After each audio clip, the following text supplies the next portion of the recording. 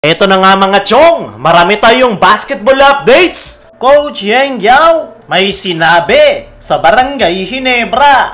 Barangay Ginebra versus Rain or Shine Elasto Painters game prediction. Napaka-importanteng laro. Eto nga yung huling laro ng Ginebra ngayong elimination round. At dyan nga malalaman kung makukuha ba nila ang twice to beat incentives dahil meron pa nga ring maliit na chance na malalaglag ang Ginebra sa top 4. Kaya naman, napaka-importante ng laro na yan ng Ginebra kontra Rain or Shine. At kung may papanalo nga nila ang laro, siguradong sigurado na ang kanilang twice to beat advantage. Pero kung matalo man sila, ay malaki pa rin yung chance nila sa twice to beat.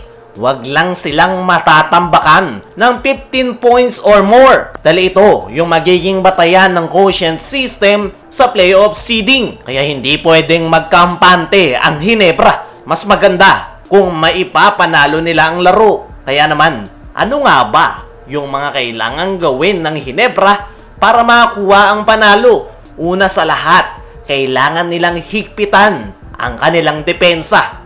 Ang Rain or Shine ay kilala sa high energy at run and gun offense. Lalo na kapag nakakuha ang mga ito ng momentum. Kailangang maipamalas ng Ginebra yung kanilang ball pressure sa guards ng Rain or Shine para hindi makapaglatag ng opensa. Close out rin sa mga shooters gaya na lang nila Karakot, Nohukum at iba pa. Dahil once nga na mag-init ang mga yan, ay mahirap ng pigilan. Masisipag nga rin yung mga players ng Rain or Shine. Kaya naman, kailangang i-secure ng Barangay Ginebra yung rebounds para maiwasan ang second chance points. Sunod sa kailangan gawin ng Barangay Ginebra ay kailangan sila yung mag-control ng laro. Gamitin ng Ginebra ang kanilang veteran experience sa pangunguna nila Scotty, lalong-lalo na ni Japet Aguilar. Sabihin na rin natin si RJ Abarrientos. Napakaganda nga ng itinatakbo ng Barangay Ginebra kapag nasa loob si RJ. At isa nga ito sa kakailanganin ni Coach Team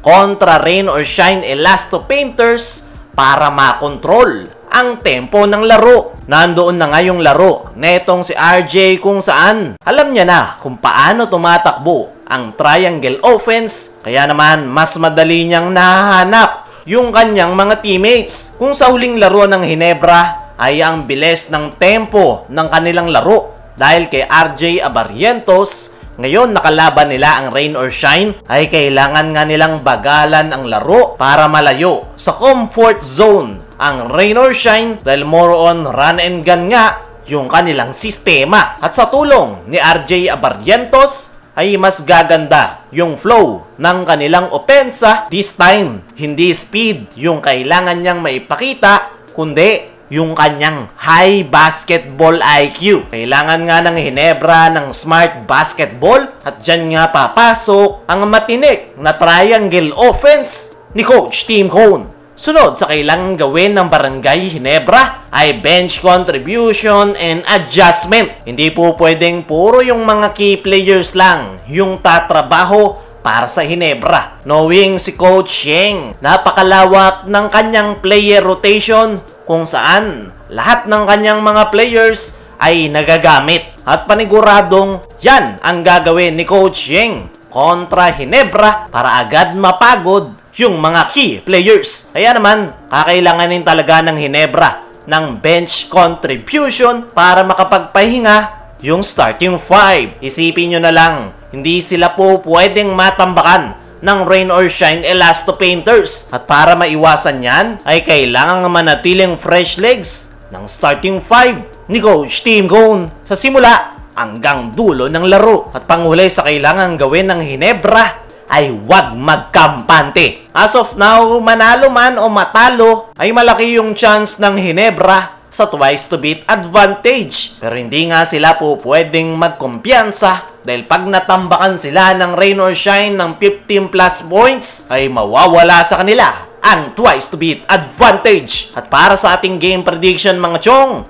ay i-expect nyo na magiging mainit ang bakbakan ng Ginebra at Rain or Shine dahil dyan nakasalalay yung kanilang incentive na twice to beat advantage. Kayo mga chong, ano ang masasabi nyo sa magiging bakbakan ng Ginebra at Rain or Shine? I-comment mo lang dyan sa ibaba. Dumako naman tayo dito sa kabilang balita. Coach Yeng Yao may sinabi sa Barangay Ginebra. Ngayong araw nga mga chong ay ang huling bakbakan sa elimination round kung saan maghaharap ang Barangay Ginebra at Rain or Shine ni Elasto Painters. Napaka-importante nga ng laro na yan dahil dyan nakasalalay ang twice to beat advantage. Kaya naman, ayon nga sa naging latest interview netong si Coach Yeng Yao, ay target nga raw nila na maagaw ang twice to beat advantage sa Barangay Ginebra. At hindi nga raw yan magiging madali dahil hindi nga lang daw basta panalo yung kanilang kailangan, kundi kailangan nilang tambakan ang Ginebra ng at least 15 points para makuha ang twice to beat. Pero bilog pa nga rin daw ang bola at ibibigay raw nila yung kanilang best para makuha ang twice to beat. Nabanggit pa ni Coach Yeng na may posibilidad pa na Ginebra yung kanilang makakatapat sa quarterfinals. Kaya naman, eto na nga rin daw yung kanilang magiging sukatan pagpasok ng PBA Playoffs. Kaya mga chong, ano ang masasabi nyo sa sinabi ni Coach Yeng sa maging bakbakan ng Ginebra at Rain or Shine? At sino naman sa tingin nyo ang makakakuha ng panalo? I-comment mo lang dyan sa ibaba.